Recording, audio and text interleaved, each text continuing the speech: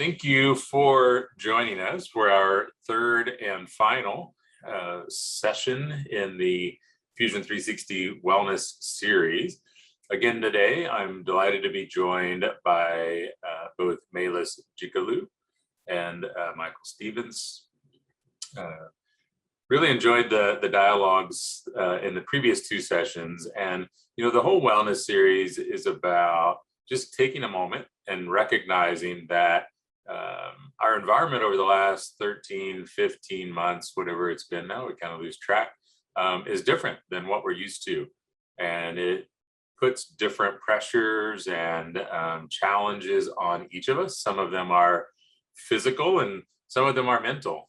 And being able to take a moment and just acknowledge that the mental challenges that we've all had to endure need to be addressed, and we need to create space to do that. So who better to help us create space than Michael and Melis from Create Space.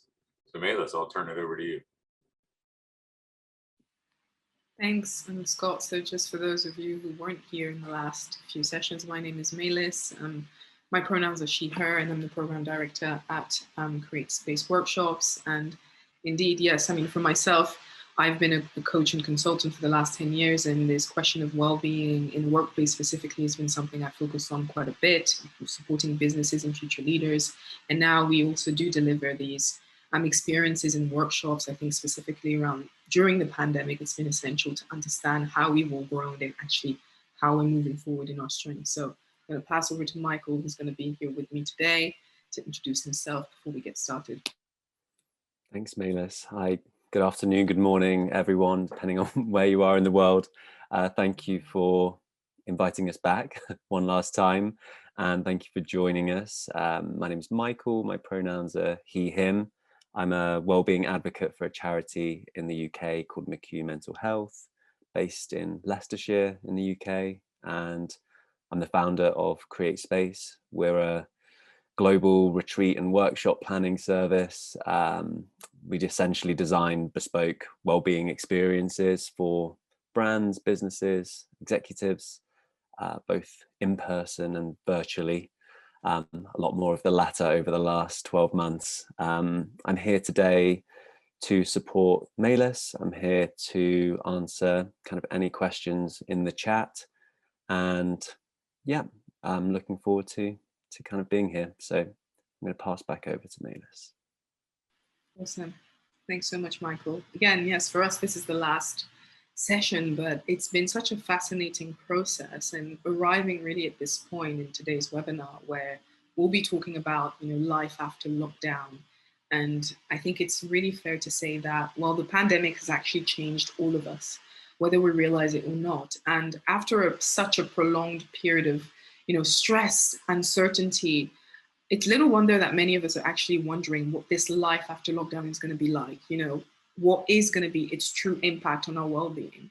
And for many of us, we actually just kind of don't want to go back to the life that we lived before. For most of us, actually, that won't be possible.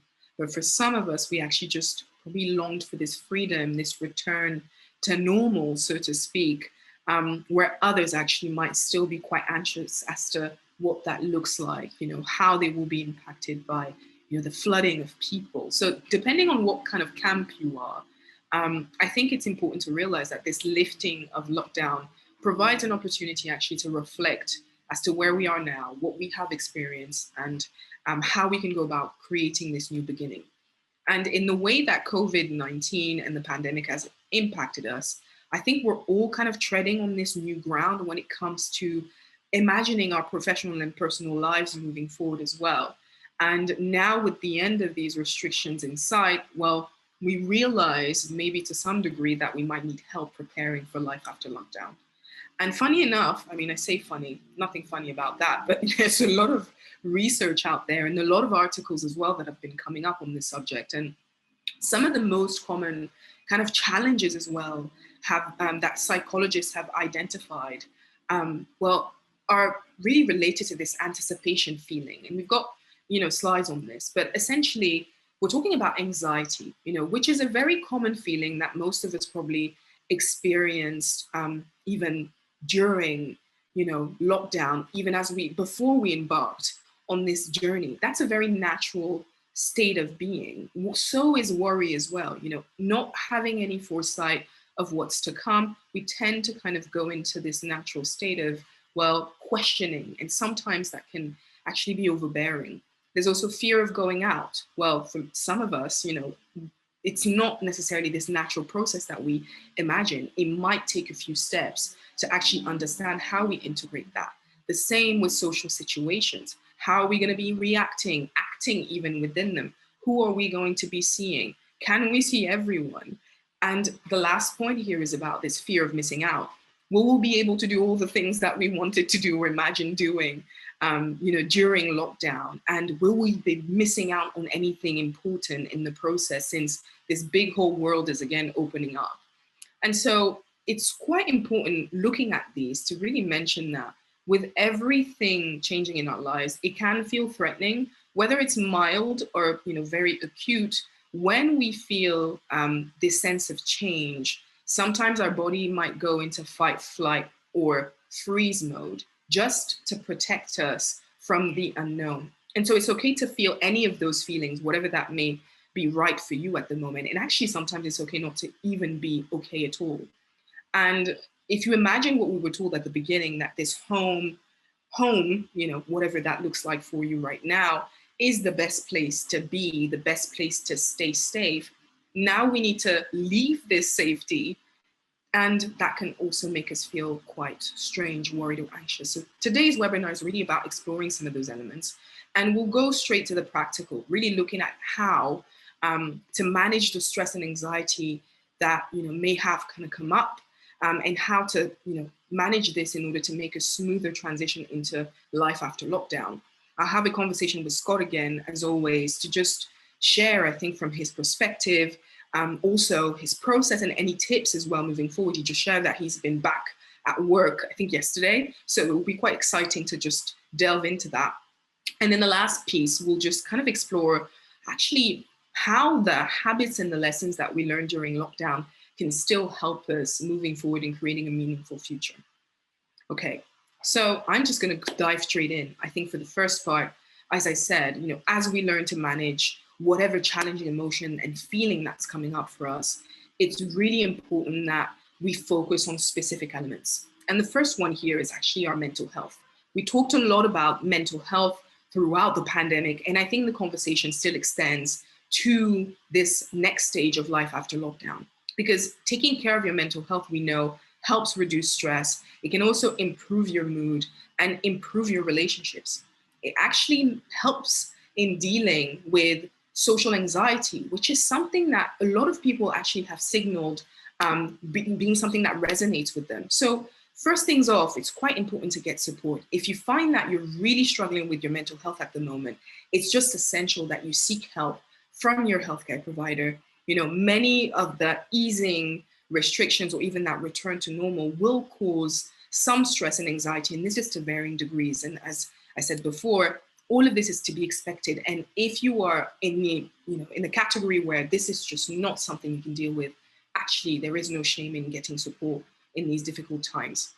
The next point is about taking your time, because everyone will respond differently to the end of lockdown. And it's really important that you actually pace yourself as you get back to this new routine, this new way of life. Don't just feel pressure to do things that you're not ready to do, or just, you actually might not be ready for. So just take your time as you reconnect with the world out there as well. Other point there is about expressing yourself. We talked about how important sharing was for connection, but essentially we might have all kinds of feelings. Some of them we mentioned earlier on when it comes to this change in lockdown. And it might actually be helpful for you to understand these feelings a bit more by simply opening your mouth, expressing yourself, whether it's talking to someone you trust, at work, at home, writing it down, or even just using any other form of creative expression to just externalize that might be super helpful to get a handle on this. The last point there is about the fact that we really, need to focus and control what we can. That's essential, because the world can be difficult to navigate right now. And we can't say what will change and what will happen. However, we can really give ourselves that sense of agency by controlling the elements of our lives that we can control. And whether this is our new routine, how we plan it, the news that we read as well, or wherever we're going to kind of seek information, in any of these areas, it's important to just find a comforting practice that keeps us grounded. The second point there, I think essentially, again, is about physical health, because we talked about how, powerful keeping up with, the physical side, being back into our bodies can help us not only feel energized, but also build a level of mental strength and stamina. And we know that now, well, gyms are going to be reopened. So, it's not a bad thing to actually think about taking charge again. But it's not only just about exercise either. I think there is ways as well to exercise our minds, exercise our brains. The physical exercise piece actually helps us just improve our mood and reduce stress. We know that also we can boost our immune system. And as we go back out there, even whether we've had the vaccine or not, it's really important to stay on top of those natural processes and ways that can help us sustain and maintain our health. The other point there is about eating well.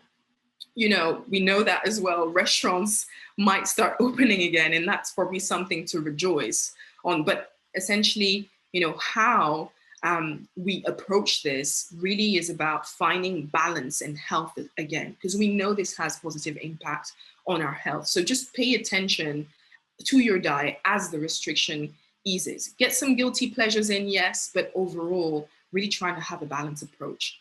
Last point there is about sleep, because when we get stressed, sleep is the first thing that goes out the window. And, it's important to understand that having crazy periods of lack of sleep is not going to help us in any way. And this can actually contribute to a lot of stress. And this is creating a vicious cycle. So amidst, the excitement or even the anxiety of going back, socializing again, try just not to let that impact your sleep schedule. Really find a regimen that eases you back in, but allows you as well to stay on top of your priorities moving forward. Third point, actually, I forgot how to count almost, but the third point there was around planning your return to work. Super important, because many of us actually have been working remotely since the beginning of lockdown. And as such, as we return back to the office, it might seem a bit strange and even a daunting prospect. When we talk about planning your return also, well, it's also including planning what your new commute journey would look like. For many of us, actually, the travel journey that we used to have is something that we just mapped out to a T. I mean, I know I knew every single way I could get to work before, but we never actually had to think about, maybe think twice about using public transport. And so this is really essential to understand how we do this moving forward. How do we travel?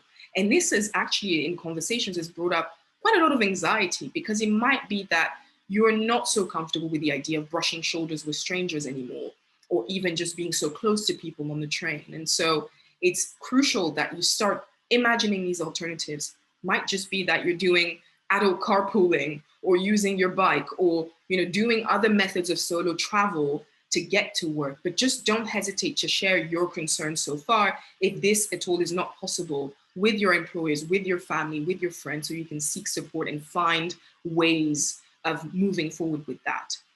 It really leans into the next point, which is about, just getting familiar again with those workplace guidelines, because I think it's really essential there that we all just start to understand what the implications are going to be for work, how these safety measures as well are going to be put in place. So we can just start to get familiar with all of that and not really have any level of anxiety when it comes to any unknowns or things that we may have not been able to cover. The other point there is about engaging the conversation again with the employees. I mentioned as well family in there, because that's essential. We know that there are going to be new arrangements, and we need to be able to look at them or imagine how they're going to feel realistically. The other points there, I feel, are so powerful, because it's about easing our way back into work. This is not a race, and I don't know about you, but maybe it is that, lockdown wasn't excessively productive for you. So really focusing on what, we really know how to do, and the elements that require, the least amount of time, just starting with small tasks that boost our confidence are really essential in just getting that step into the work environment and also getting things done. So just taking that step at a time is super important. The other point is about hygiene. I mean, we know that keeping a clean and tidy environment can actually help us boost our productivity as well. And often it's kind of safer to do. And I don't know about you, but maybe during lockdown, this was a powerful technique that allowed you to kind of transition between your work and your home life and just shutting things down. That's super helpful also. But understanding that there is another layer of cleanliness, just cleansing our workspace, sanitizing our hands, all having all of these little products and elements that help us, in terms of taking our own agency, even though other people are going to be doing that, just things that can help us put our minds at rest as we go back in. And this is really super essential.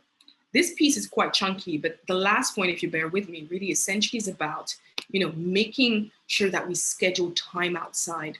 I mean, we talked about this in the previous webinar about the importance of taking breaks during lockdown. The same applies, because even if it's just 10 minutes or 5 minutes that we can take, this can have great impact in reducing any stress and specifically actually just quietening down the talking mind. And that's just an awesome thing that we can do. And it's not, a considerable amount if you think about it, but we can use this practice to really ring fence our minds and our bodies as well. The last point I wanted to cover for this section is about planning this social engagement and just returning back to socializing. Because for many people, this is something that we're either looking forward to or even just not sure how we feel about. And so it's so important there to really take gradual steps. Even though you might not have seen friends or family for a while, you just don't have to rush back into anything when it comes to social events. Just try to do as much as you can, not too much so it doesn't leave you worn out already so early in the game, or even just having a social hangover. The point there about, not avoiding social situations is something that's quite natural. I think sometimes when we think about, we worry too much, the first thing is to just deny, avoid, and move away from things. Of course, that's something to consider. However, this avoidance can only make matters actually worse. So just try to keep social engagements where possible. And if not, just communicate, with others. So they might just be able to come to you. So you're not missing out on connections. My point there that I really liked is about, the broadening of our horizons, because as restrictions lift, well, we can start to explore new ventures, new avenues, places we haven't been. So just keeping, that in mind as to, what we might be starting now. New groups, meeting new people, also getting involved in our local community is something that might just boost our sense of connection, and also see that we're gravitating and going through this change with others as well, which is essential. Again, emphasizing there to not put pressure on yourself, specifically when it comes to social engagements, because for some people, they found that they probably enjoyed, time alone during the pandemic. And if that's the case, actually don't put any pressure on yourself to just go out there and be super social if you don't want to. Just take things at your own pace. And it's about really your own happiness and just your own level of satisfaction. The last point there is so, so important. And it's about being mindful of your language, because this can't just be emphasized, I think, enough, because being considerate with what you say is going to be super important moving forward. Some people have been unwell. Some people have lost loved ones. Some people have faced super challenging moments in their personal lives. And so the self-compassion that we apply to ourselves is super important as well to apply in terms of compassion towards others.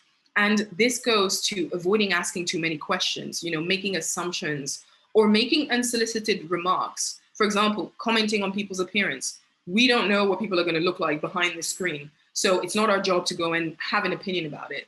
And also actually small things like talking about politics, super important, because we don't know how things have impacted individuals in this process. So just take your time, explore, connect, find your grounding. But essentially, I think it's important to consider that it will take some time for all of us to feel less on edge about this change. So I'm going to pause there. I know that was a lot of information, and we've got something to share with you in terms of polling. So we'll share some questions with you and see so that we can just get the temperature, but also take this time as well to put any questions in the chat, in the Q&A chat, or even just in the general chat. We'd love to kind of answer them. And then we'll bring back Scott in a minute as well. Yeah, so Ryan, if we could bring up that first polling question, please. Perfect. So it's, how are you feeling about entering this next phase? And we've put some options there. We did have more than 10, but Zoom only allows 10. So these are the 10 that you've got to choose from. I'm aware that there might be kind of other emotions going on, but yeah, next phase. Wait, let's see. Okay. Okay, Can we get the results?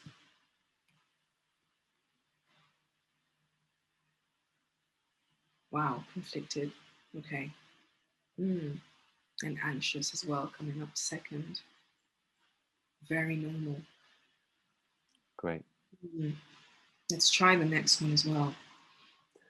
So the next one is, what is the biggest challenge you face as lockdown eases? Is it that fear of uncertainty? Is it anxiety around socializing? Perhaps unprocessed grief? Or is it stress, either family commitments or work commitments? Yeah, I think the family piece might be something that's very important for people as well. But just the uncertainty, I mean, I could hit that any day. Let's see. Okay.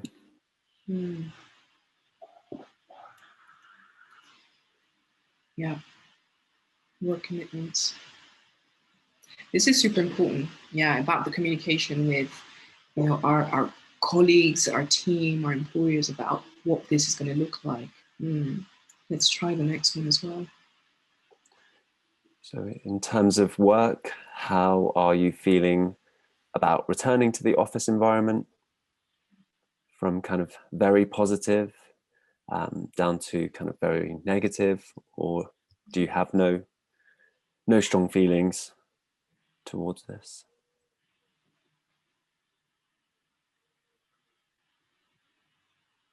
Okay. You see the results.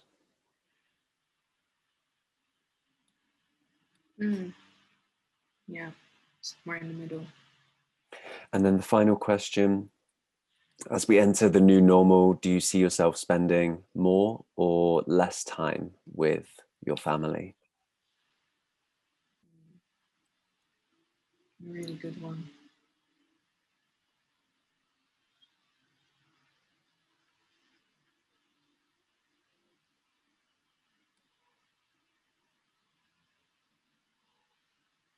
Okay. Let's see. Here we go. A bit more. Wow. I'd say that's awesome. I mean, to be fair, because this is, the power of connection. We'll talk a bit more about this as well in the next section, but I'm kind of glad to see that. Okay, great thing as well is that we've received some questions in the chat as well. So I know Scott and myself will be able to kind of tackle some of those. But again, Scott, welcome back in the space. I thought we could just take this time to, just have a chat again. And I think for me this time, I wanted to ask you, in terms of, looking ahead, and you've already made that step back into work, but what are the most kind of important considerations, I think, personal and professional, that are on your mind right now as lockdown eases? Yeah, so I'll tell you, I don't know if I have any brilliant answers as to ultimately what that's going to look like, both personally and professionally.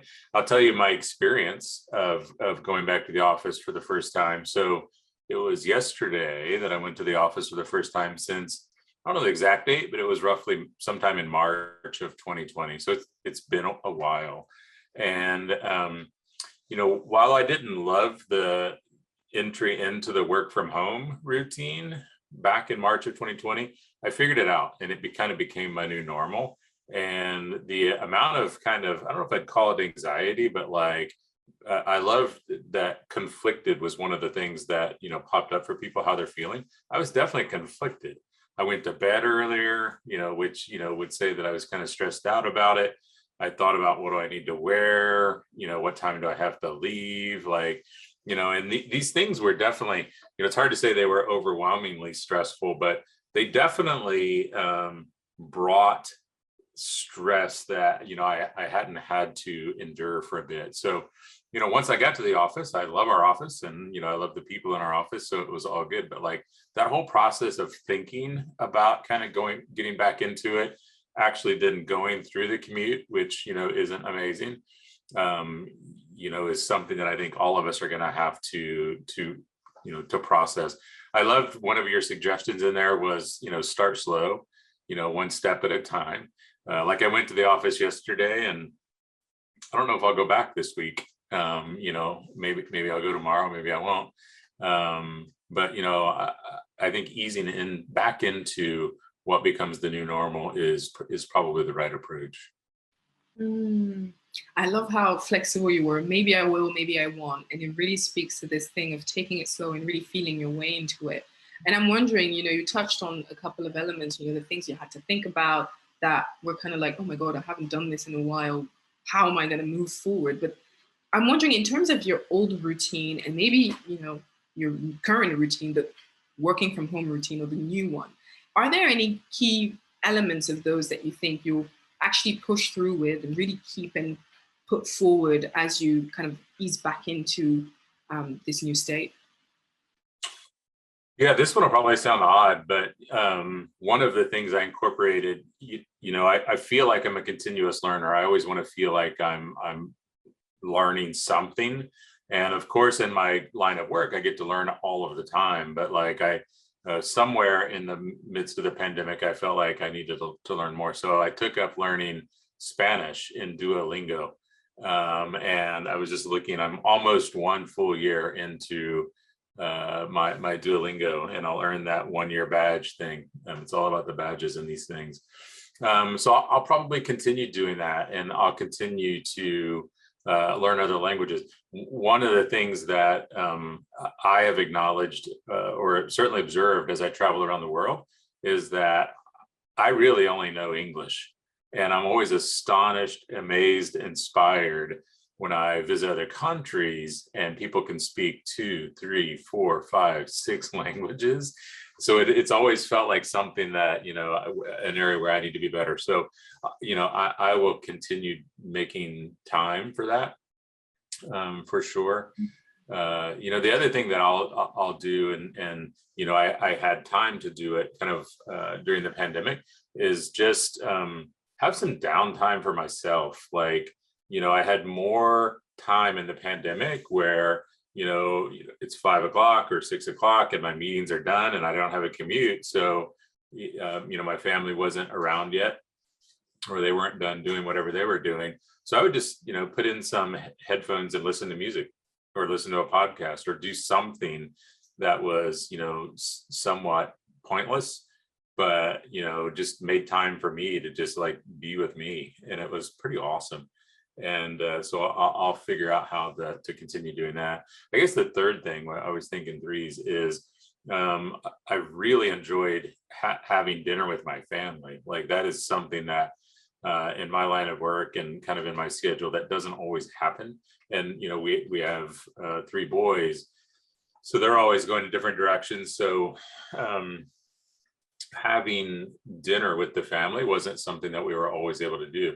In the pandemic, it's come kind of a routine. So I may actually try to get home a little earlier than I used to, even when I am commuting, just so me and whoever's around can go grab dinner. I love that. I love the integration piece and the fact that you recognize the benefits and the fact that you were all kind of rounded around this table and saw each other, made time for each other, and how that can continue moving forward. And it links back to my next question, really, which is about, what has lockdown, kind of taught you about yourself and those around you, whether that be your family and even your community at work as well. What would you kind of summarize that as? Yeah, well, I mean, some of them I think are new learnings, and some of them are, reminders. The reminder is, it turns out I like my family, so that was good to rediscover. But the other thing is just kind of experiencing that time alone, whether it's on the the bike, or just sitting on the couch listening to music for a little bit. I don't know that I ever really thought of having like me time, or time where like I'm not engaged or talking to people, because usually I wake up, I head straight for the train, I head straight for the office. There's people, until I leave the office, then there's a commute home, and then there's people until I go to bed. So like I never realized that I actually enjoy some alone time, and kind of acknowledge the value that brings. That's really good. Really significant kind of points about self and what you want to kind of bring forward as well. And new learnings, old learnings is exactly what we're going to talk about in the next bit. So my last question to you, Scott, really is like, what are you most looking forward to out there or even in there? Yeah, for sure. For me, that's an easy one. It's getting back engaged with, people. I miss people. I love my family, but like I really have so many people that I enjoy relationships with that I've just missed. And I see most of these people every day in the digital world, right? Through a screen like this. But it's just not the same. And over time, relationships start to get challenged, and trust starts to wane. And there's nothing like sharing a meal, or having an in-person session to bring all of that back to life. So I really miss the people. I look forward to getting in the office with the people, going out, having lunch, having dinner, having drinks, whatever it is. Also just traveling, getting out. Like, I have employees all over the globe, and I haven't seen any of them, in 15 months or something like that. And that's new for me. So I am just so looking forward to getting out, seeing people, experiencing, their lives and their cultures is one of the things that I get a great amount of fulfillment from, as well as it helps me be a more empathetic leader, because I understand where people are, and what their experience is like. So I just look forward to that. Thank you, Scott, for rounding that beautifully. I think what I really left with there is how having access, reach, and connection, traveling, being able to really get closer to that, the lived experience of others, their culture, how that kind of enriches you as you're in your leadership. And I think essentially in the world that we're kind of still moving into, those are such essential kind of skills. And I think even going back to observing body language and just being present with other human beings, I think in one space, there's so much learning there that we don't get, that we have missed out on. And it's super valuable to see that as an incredible benefit, as well as the fact that we may be able to still have a bit more of a hybrid approach to work and to life after lockdown. So thank you, Scott. Of course. Really love, as always, what you have to share. Great tips. And I think essentially just that lands me back into the next point. Scott touched on some of those examples and what that was like for him, but really it's about seeing and understanding how these key learnings can move us forward. Think about this next stage as another transition again. Scott talked about being a continuous learner, and that's something or an approach that we can actually adopt ourselves, because learning to integrate the habits and the lessons that we took on board during lockdown can also help us create a more meaningful life. And so, we're going to go straight into what that looks like. And essentially as well, it's about really taking one step at a time. The pandemic in itself was our greatest teacher in some ways. And so how we go about managing change is something that all of us have discovered new methods in moving forward. So we know that avoiding in some way may have been counterproductive. So for you, really, I think, and for all of us, essentially, just try not to make big changes straight away. I think that's a key thing. Little steps at a time, baby steps, as people say, is essential. Taking those small steps can really ease our way into things, back into the swing of life. And if you do feel anxious at any point, trying to kind of use calming, breathing techniques, mindfulness, meditation, still, whether it's micro sessions for 2 minutes or whatever that can be, to just ease back down. And specifically, even as you imagine yourself leaving the house, that's a great practice to prep before you get outside, even when before entering your commute or whatever it is that might still be a bit icky and stressful. The second point, again, is about, don't be afraid to make plans. I think we all learn to kind of improvise and create moments of joy, moments of success, despite the restrictions that we felt and the challenges that we all faced throughout lockdown. And so it's super important to also think that, yes, we can indeed make plans moving forward, thinking specifically about the things that we can start doing again, the things that, bring us joy. It's important to, again, and you have the point there, to reflect on the small things that we loved and enjoyed during lockdown. Scott talked about that alone time, listening to music, just stepping away a bit, tuning out essentially, and the benefits that it kind of brought to him. So finding what that is for us and incorporating that as well moving forward. That's making a plan with ourselves. That's self-care. That's what we talk about. And also when we imagine, connecting with others as well, making a list of people who can share and create new moments with. That's important. Scott talked about making appointments, dinner time with family. Maybe it's something else for you. Think about that and what that looks like.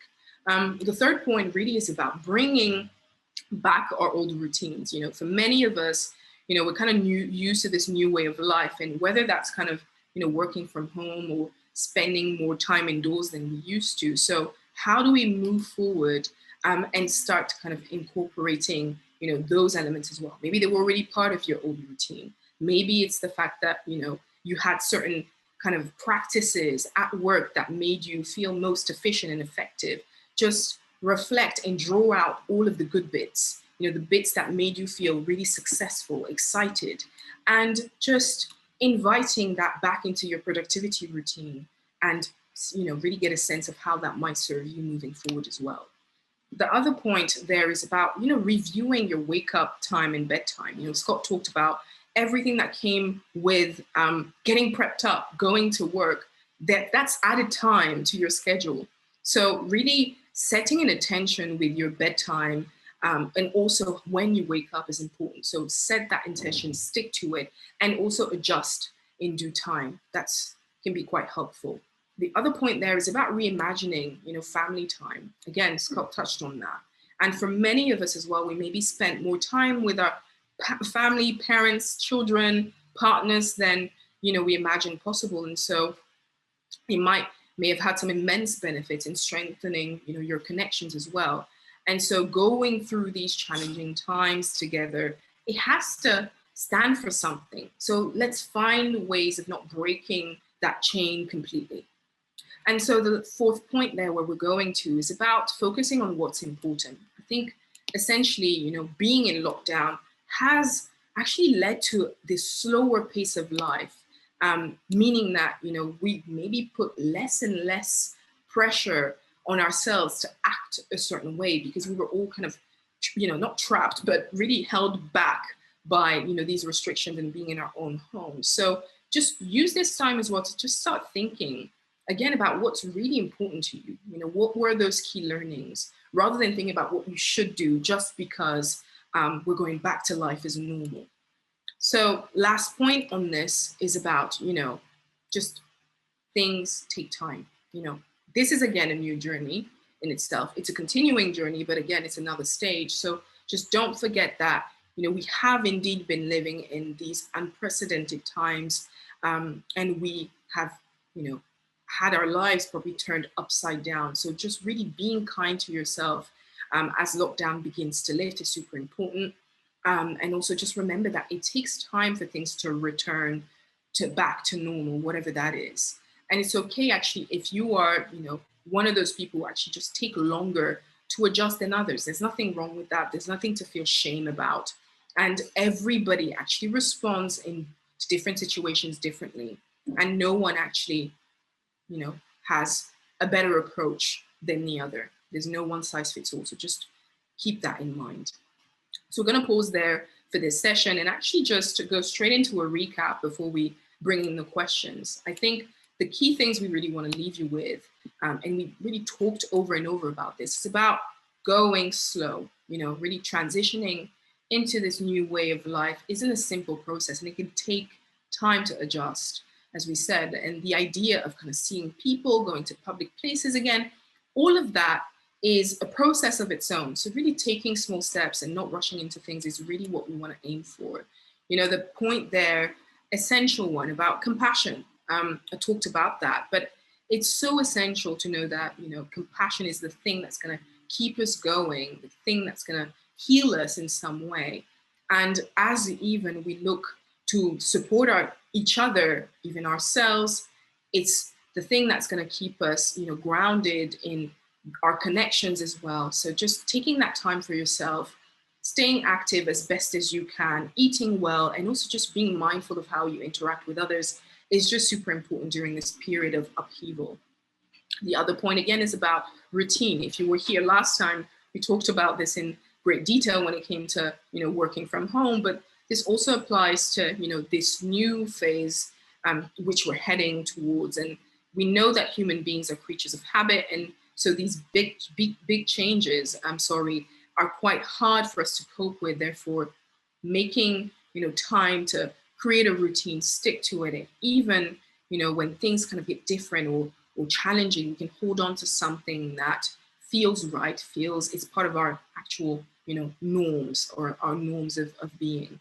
And so just taking that time to reflect, whether it's just, imagining your lunchtime, whatever that is for you, how you map out these hours is essential in you feeling more settled. And the last point really is, again, one thing that we always have to share, I think, is about seeking help when needed. Just remember, it's important. If you feel like you're really struggling at the moment with your mental health, with your physical health, whatever it is that came up for you, emotionally as well, just speak to, your doctor, get some help. If there's any, counseling support that you can access, even through your work, I think this is something that employers also are going to have to start considering as we go about this. What is well-being going to look like moving forward, and how we support ourselves as communities in our work, in the places that we live, but also in our families.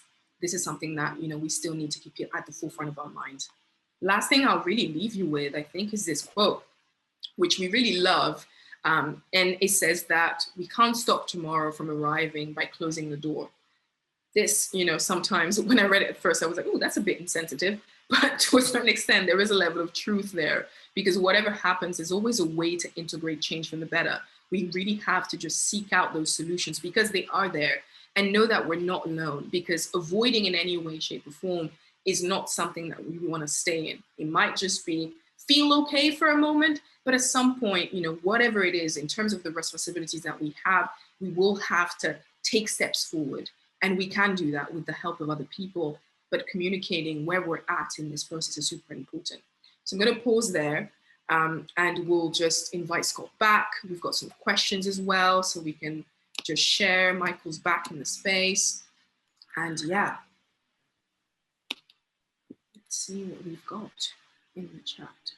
So I think the first question that we've got is from someone, and they've said, I've put on weight over lockdown and I'm embarrassed to see my work colleagues. Is it best for me to bring it up first and make a joke of it?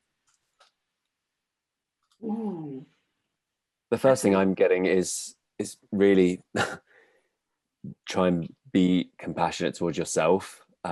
This has not been an easy ride, and I think you'd be surprised how many bodies have changed over this period, especially I think, during the tough times, we often resort to certain coping mechanisms, and so it is very, very kind of natural for our bodies to change during these traumatic periods. And at some points we weren't even able to kind of go outside, we weren't able to exercise. So yeah, don't be too hard on yourself in that respect. I would also say, if you do think that you kind of need some help, like Naila said, ask for help in that area. Or if you're kind of looking to how you could potentially, focus more on your physical health, then it does come maybe back to kind of that routine and making sure that you're prioritizing that in this new routine moving forward? Yeah, that's a great answer, Michael, as well. And I think there was something we talked about, which was this spotlight theory, and there's a link there we can share with you afterwards on the School of Life. But it says that most of the time we actually tend to think that everybody's really looking at us when they're just not. And I think if you imagine all of us going back into this workspace, most people are going to be in their heads. So all of the details that we feel as insecurities that we're putting such, emphasis on and just great spotlight on, other people might not be thinking the same way. They might just maybe have concern, but we will interpret those looks, or we might be hypersensitive because it has taken time.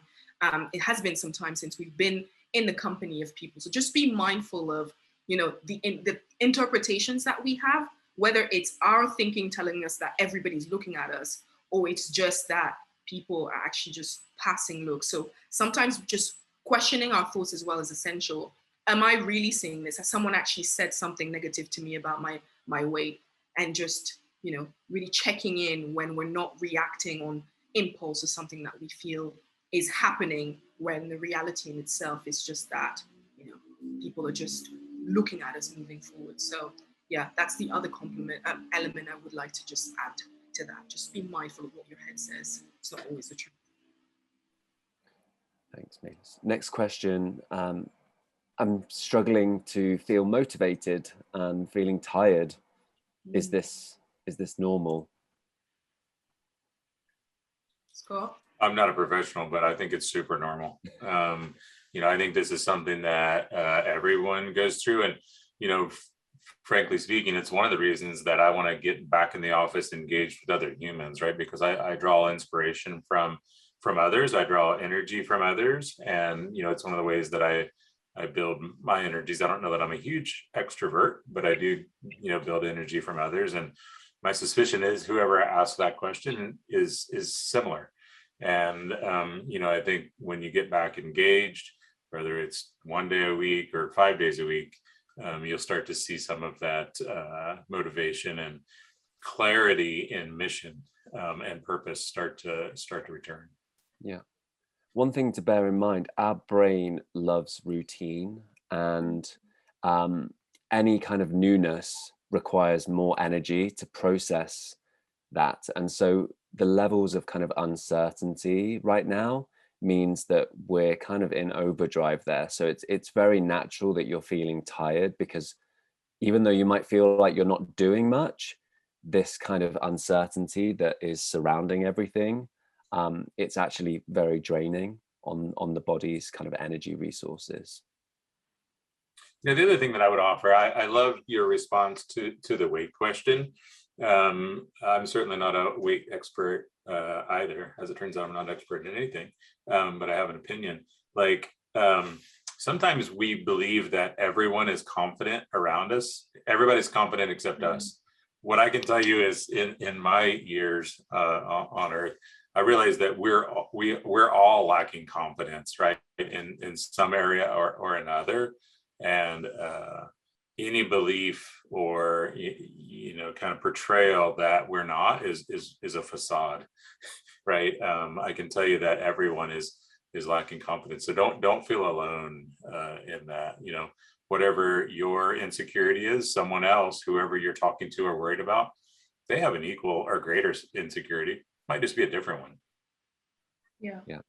I love that, because I think essentially confidence is just the ability of owning whatever state you're in, whether it's your weight, whether it's even your mental health, because sometimes we think of certain things as a weakness, but being confident is actually being able to ask for help and really getting what you need and communicating that. And I think this goes with our relationship with ourselves, really examining what's going on for us, but also, just owning what's coming up for us. So I really love that, Scott.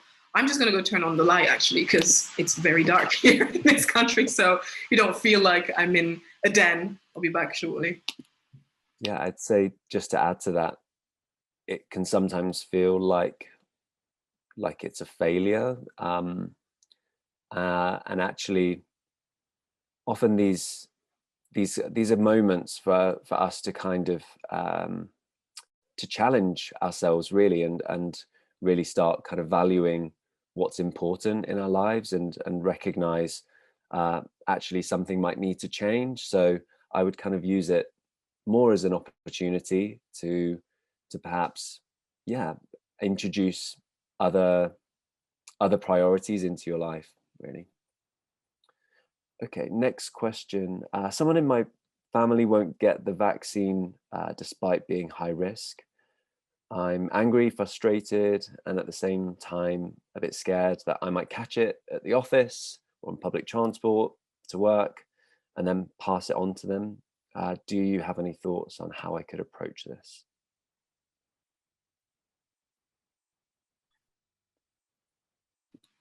Scott? Mm, I'll leave this one to the professionals, but I mean, again, I can certainly, opine. We all have to make our own decisions, and we have to own those decisions. So, for you, if that means putting extra precautions in place to make sure that you don't, those things don't carry out like you may worry, do that. But I think we all know someone who hasn't or won't get the vaccination, and that's their decision. Each of us own our own bodies, and we have to make those decisions. But those around you then have to make their own decisions as well, right? So I would encourage you just to have a point of view, embrace it, and be okay with it. mm. I couldn't agree more. And I think for me, even it's such a funny question because I'm currently living in Cote d'Ivoire and the situation with COVID is not the same. So me arriving in this with the COVID paranoia that I carried in the UK and seeing even my grandmother who's 97 not wearing a mask, going to funerals with other grannies and just completely being careless. I just had to really question, when am I kind of going to call her out? But how do we create conversations actually about this safety? And it turns out that some people don't have the same opinion as I do because they don't see this threat as being so important. And that's part of their reality. But as Scott said, really having an opinion is about defining where our boundaries are. And I think specifically as we go about, figuring out what our health is going to look like moving forward, there's so many elements that we can't control, but we can do our best to stay safe. And if that means, putting certain things in place so we really look after ourselves, that's really what's, I think, quite important as well. But making sure we communicate why, as to why we're doing this, so people don't feel like we're avoiding them or we're just being complicated. I think that's super important. And final question. I lost a loved one during COVID, and I'm not sure if I'm ready to share this with people at work. I'm still going through the grieving process. Any advice here? I'd say take your time, really, because there is no need, because it's quite a personal element. And even again, the thing with grief is it will hit you in different ways. And it in itself, when we looked at the process of change, this is what most people go through. We have these stages that are very personal. We can't define clearly where we're at. And I think expecting ourselves to be able to speak about it to other people when maybe we're still processing is maybe a big ask. So just taking your time with it. And if anything ever gets too much, I think this is where we need to start identifying who are the people at work who can support us. I think sometimes as well, it might take a bit of courage, but sharing with just that one person, whether it's our line manager, just making people aware that I've got this going on for me. So if something ever happens, you don't see me feeling some kind of way, it just gives way for people to know that, okay, maybe I can make a barrier and just enforce that space for this specific individual so they are not kind of being overrun or being, kind of pressured by any other people. So it's just finding, your level of comfort, but eventually I think working towards communicating that with someone who might be able at least to be aware and support you in any environment where you find yourself being kind of active. Yeah, you might even want to try sharing it with someone who you don't work with first, someone who is just able to listen anonymously. And there are some amazing kind of grief support groups out there now. A lot of them are online. I'm actually going to paste just a link to a website which has lots of resources and yes, lots of kind of support opportunities. So do take a look.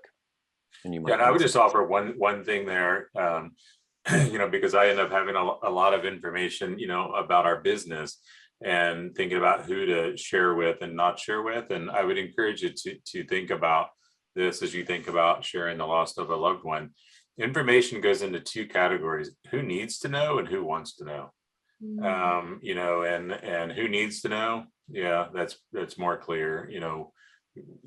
We have to talk to them about it, but who wants to know, you get to decide when they get to know, right? So you're in control of that. So maybe if you think about who the people are, do they need to know or they want to know? And the want to knows, you tend to talk to the people that you trust the most first in the want bucket. Yeah, completely agree with that.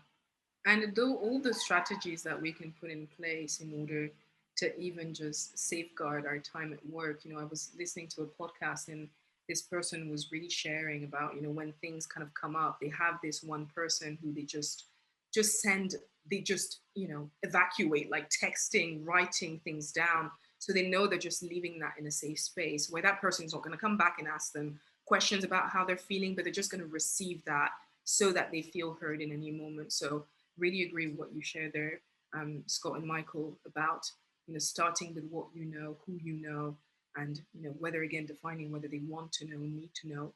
Finding that balance is so important. Really, really good questions today. That's it on the question front, and 2 minutes to spare. Wow. Leave it with you, Scott, to wrap things up.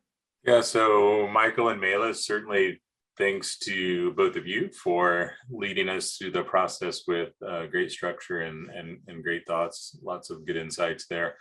Also, thanks to everyone who joined us. I really liked the depth of the questions. You can tell these are our personal questions. These are things that people are struggling with, and that's the whole idea of these wellness sessions, is that we all are struggling with different things, and the ways that we're able to get through them is to learn from one another and talk about them. Right. So this was certainly meant to be one of those safe places where we can try to help one another. But there's brightness on the horizon. So find confidence in that, find inspiration in that. At the same time, we can't ignore the things that are going on, either that we're still processing or going to process as we go get back into the office and try to find the new normal. So I thank all of you for having the openness to have the conversation. And as we wrap this wellness series, I wish all of you nothing but the best as we exit lockdown and get back into the office. With that, we'll wish you well and talk soon. Thanks, Scott. Bye-bye. Stay safe, everyone.